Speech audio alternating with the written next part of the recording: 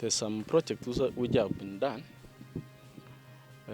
and we haven't received the payment. One is even no Mission Primary School. The balance which they are remaining with us is 1.1, and the project was handed over by Mheshimiwa to the school, and the school is using it already. We are requesting for the constituency to pay us, so that.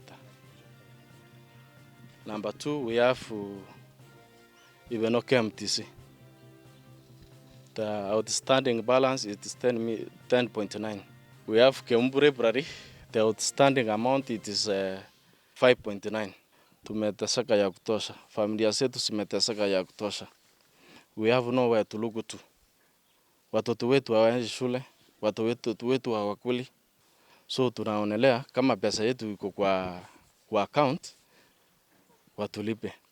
Another thing, we have given letters to Nyalibali Jaji requesting for payment, but it seems up to now there is no response. We have held a meeting with the Mheshimiwa Shaili Janda, Nyalibali Jaji MP, but it has not beared any fruit. We have sent our letters to National Board, CDF, Nairobi, but up to now we haven't received any response. We are asking the national government if they can intervene so that we get our due.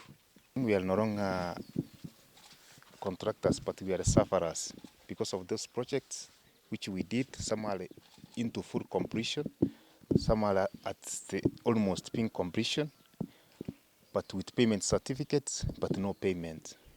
I thought these things are transitional, that each new government or administration comes in, whether it is the constituency, you continue with the projects and you ask where they are based, and then you pay what has not been paid. Because we understand that CDF money is allocated before it's being used. You cannot tell me that there is no money in the account as a contractor when I have not been paid. You should tell me who was paid and why. And we used a lot of money to do that. We secured a loan. Currently, we have a loan from KCB Bank. They are reselling our house. We have stress. We can't move forward. And again, banks have refused to give us any money because we are now in CLP.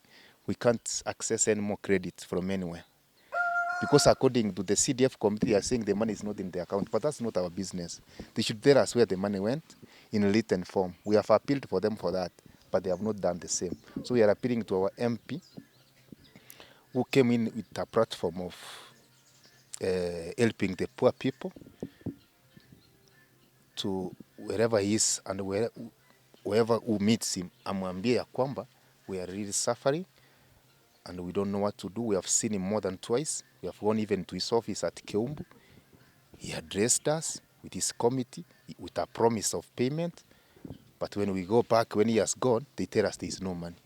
Now we are asking both the national government and any government agency, where did the money go? We need the explanation. There is a lot of problem in that constituency. If that means there is no money in the account, who stole the money? They should tell us. So where a project is approved by the board and funds submitted by the board to this committee, contractors should be paid in time. If it's a question of variation because of cost and delay, then there's a way of handling that. But I'll tell you something also. The NDG CDF Act, clause 67 says very clearly, where there is a dispute on how a project is being undertaken, whether it's supplies or construction or a consultancy, where there is a dispute, it does not go to court. We have got a dispute resolution mechanism within the board. So that complaint is raised to the board, and then the board, we have got within my board, there's a committee that deals with complaints. So it should be handled before it goes to court. So if anybody or any lawyer or any contractor rushes to court without going through that process, then that is ignorance and it may be costly for them. The other challenge that we are facing as a board is the series of court cases that we have had challenging the legality of CDF as an institution. I'm confident that the legality of CDF as an institution is going to be anchored in law now.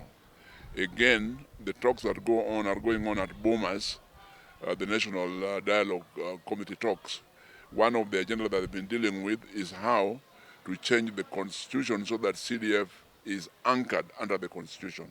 Because if that happens, then we wouldn't have these challenges in